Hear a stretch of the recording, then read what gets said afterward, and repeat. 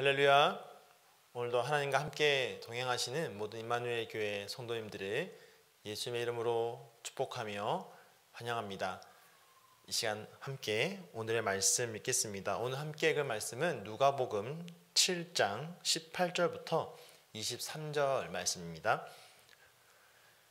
요한의 제자들이 이 모든 일을 그에게 알리니 요한이 그 제자 중 둘을 불러 주께 보내어 이르되 오실 그이가 당신이오니이까 우리가 다른 일을 기다리오리이까 하라 하매 그들이 예수께 나아가 이르되 세례 요한이 우리를 보내어 당신께 여쭈어 보라고 하기를 오실 그이가 당신이오니이까 우리가 다른 일을 기다리오리이까 하더이다 하니 마침 그때에 예수께서 질병과 고통과 및 악귀 들린 자를 많이 고치시며 또 많은 맹인을 보게 하신지라. 예수께서 대답하여 이르시되 너희가 가서 보고 들은 것을 요한에게 알리되 맹인이 보며 못 걷는 사람이 걸으며 나병 환자가 깨끗함을 받으며 귀먹은 사람이 들으며 죽은 자가 살아나며 가난한 자에게 복음이 전파된다 하라. 누구든지 나로 말미암아 실족하지 아니하는 자는 복이 있도다 하시니라. 아멘. 말씀을 위해서 함께 기도하겠습니다. 사랑해 주님 감사합니다. 오늘도 우리와 함께하여 주시는 주님으로 인하여 우리가 기뻐하며 주님을 송축하며 주님 앞에 나아갑니다. 오늘도 친히 말씀하여 주시고 이 말씀이 우리의 삶에 빛이 되고 또한 우리의 길을 밝혀주는 등불이 되어서 온전히 말씀만 따라갈 수 있는 우리의 삶이 되게 하여 주시옵소서. 감사드리며 예수님의 이름으로 기도드립니다. 아멘.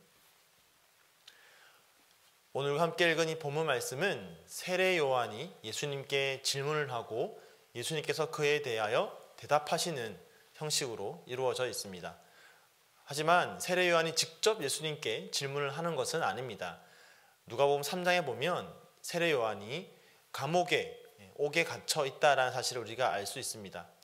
당시 분봉왕이었던 이 헤롯의 잘못 또 범죄 불법에 대하여서 책망을 하였던 세례 요한은 옥에 갇히게 되죠. 하지만 세례 요한은 옥에 갇혔지만 세례 요한의 제자들은 계속해서 예수님의 뒤를 따라다니면서 예수님의 일거수일투족을 세례 요한에게 다 알려 주었습니다. 자, 그래서 이제 요한이 그 모든 소식들을 들은 다음에 제자 중 2명을 예수님께 보내어 오늘 이렇게 묻고 있습니다. 오실 그이가 당신이오니이까 우리가 다른 일을 기다리오리이까. 지금 세례 요한은 예수님께 묻고 있습니다. 당신이 진정 우리가 기다리던 그 메시아가 맞습니까? 이것은 세례 요한 한 사람만 궁금했던 질문이 아닙니다. 사실은 그 당시에 많은 사람들이 이 질문을 가지고 궁금해했습니다. 정말 예수님이 우리가 그토록 유대인들이 그토록 기다리던 메시아가 맞느냐 하는 것이죠. 하지만 그 가운데 특별히 세례 요한에게 이 질문은 더 간절한 질문이었습니다. 여러분 잘 알다시피 세례 요한이 어떤 사람입니까? 세례 요한은 구약에서 예언한 바와 같이 그리스도께서 오실 그 길을 예비하는, 그리스도에 앞서 그분의 길을 예비하는 엘리야와 같은 존재죠. 이것은 예수님께서 직접 하신 말씀입니다.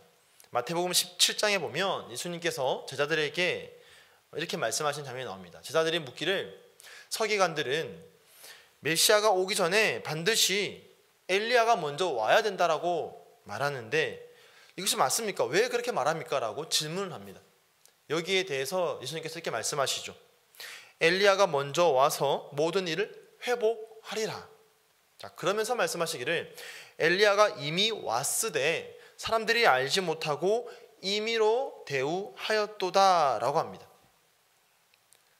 자, 이 말씀을 들은 제자들은 이 엘리야가 바로 세례 요한을 말하는 것이구나 라는 것을 깨닫게 되는 것이죠. 자, 이처럼 사람들이 그토록 기다리던, 특별히 유대인들이 그토록 기다리던 메시아의 오실 길을 예비하는 자로 쓰임받았던 세례 요한이었기 때문에 세례 요한은 이 질문이 더욱더 궁금할 수밖에 없는 것입니다. 더군다나 세례 요한은 자기에게로 오는 예수님을 보면서 바로 이분이 메시아다라고 말했던 그런 사람이죠.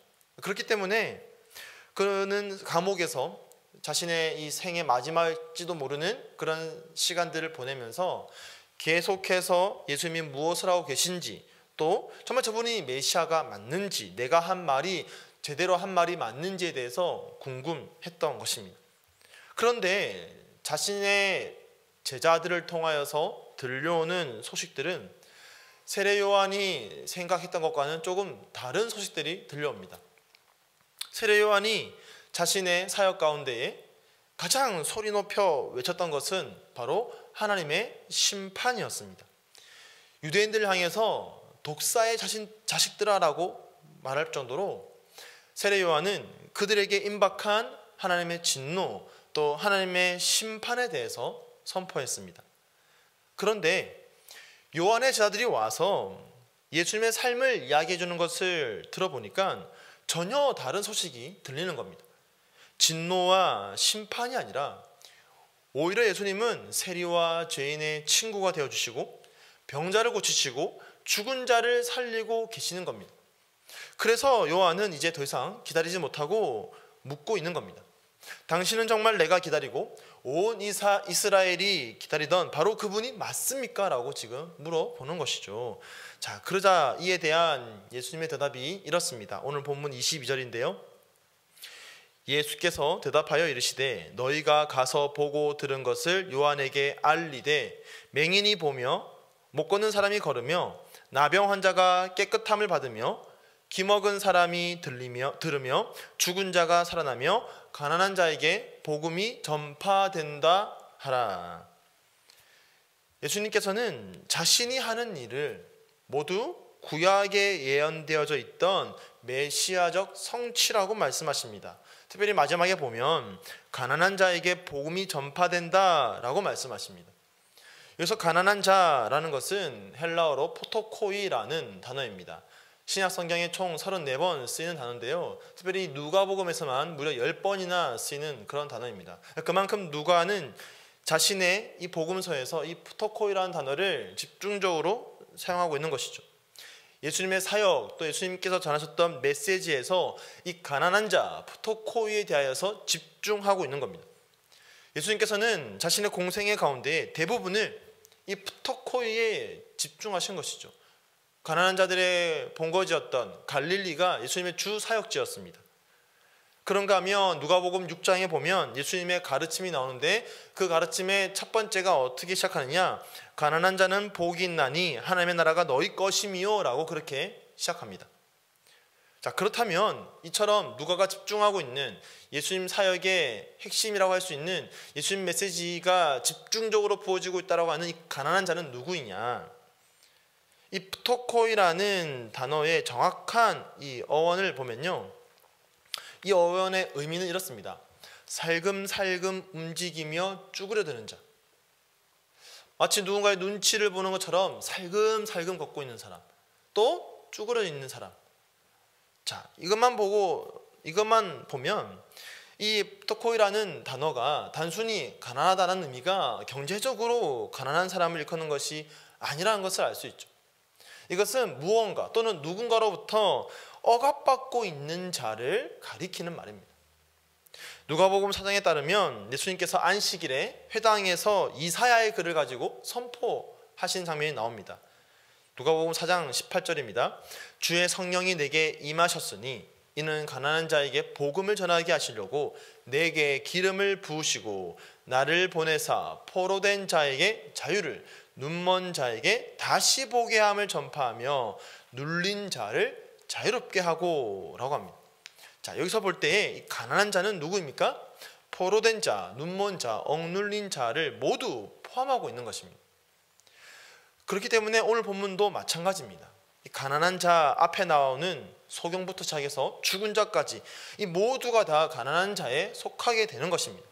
결국 예수님에게 있어서 이 프토코이라는 것은 단순히 경제적으로 가난한 자라는 의미를 넘어서서 신체적으로 또 정서적으로 또 영적으로 억압받고 있는 모든 하나님의 백성들을 의미하는 것입니다. 예수님께서는 이와 같은 푸토코이에게 자신의 모든 사역과 메시지를 쏟아 부으셨습니다. 그 결과 복음이 말하고 있는 것처럼 그들에게 좋은 소식, 또 모든 억압으로부터의 해방과 자유하는 그 소식이 그들에게 전해지고 있는 것입니다. 예수님의 사역은 철저히 이처럼 가난한 자들, 즉 푸토코이를 향한 사역이었습니다. 예수님이 이 사역을 시작하기 위하여 이 땅에 오시는 그 과정부터가 이것은 너무나도 명확하게 보여주고 있는 것이죠. 예수님께서는 하늘 보좌를 버리고 낮고 찬한 이 땅 가운데에 인간의 몸을 입고 오신 분입니다. 예수님의 이 성육신 사건이 우리에게 보여주듯이 예수님의 사역은 철저하게 자신을 버리신 사역입니다.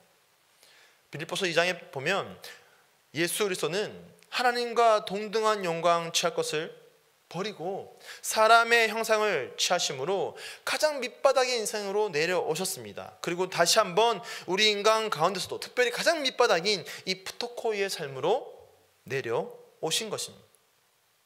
이것이 바로 예수님의 사역이었고 예수님의 공생애이며 예수님이 우리에게 보여주셨던 그분의 삶입니다. 그렇다면 예수님을 따라가기 원하는, 예수님 닮기 원하는 우리의 삶 또한 이와 같아야 할 줄로 믿습니다. 내가 더 가지는 삶이 아니라 육체적으로, 정신적으로 곤핍한 자들의 그런 필요를 채워주기 위해서 내가 먼저 다가가는 삶, 이것이 진정한 복음입니다. 이와 같은 복음이 우리의 삶을 통하여서 나타나야 하는 것입니다. 우리가 듣고 우리가 먼저 이 복음으로 인하여서 자유케 된 자들이라면 우리 역시 이 복음을 전하고 수많은 사람들이 함께 이 복음으로 말미암아 진정한 자유를 얻도록 우리는 힘쓰며 우리의 삶 가운데에 이 복음이 나타나야 할 것입니다. 오늘도 우리의 주변을 한번 돌아보십시오. 우리가 먼저 관심을 가지고 우리가 먼저 다가가야 할 억눌리고 갇힌 자들은 없는지, 정말 내 주변에 이 복음이 들려져야 할 사람은 없는지 함께 돌아보면서 우리가 먼저 경험한 하나님의 사랑으로 우리가 먼저 믿고 있는 이 복음을 그들에게 가지고 가서 그들에게 다가가 이 복음을 전해줄 수 있는 그런 저와 여러분의 삶이 되기를 예수님의 이름으로 간절히 축복하며 축원드립니다. 아멘. 이 시간 말씀을 기억하면서 함께 기도하겠습니다. 주님, 오늘도 내가 내 주변을 돌아보고 내 주변에 억눌리고 갇히고 자유함이 없는 자들이 누구인지를 돌아보고 깨달아서 그들에게 복음을 전하고 이 복음이 그들을 자유케 하는 그런 놀라운 역사, 예수님께서 이 땅에 오셨던 그 모습 내가 닮아가게 하여 주시옵소서. 함께 기도하시고요. 또 오늘은 공동체를 위한 기도, 우리가 함께 협력하고 또 후원하는 선교사님들을 위해서 기도하겠습니다.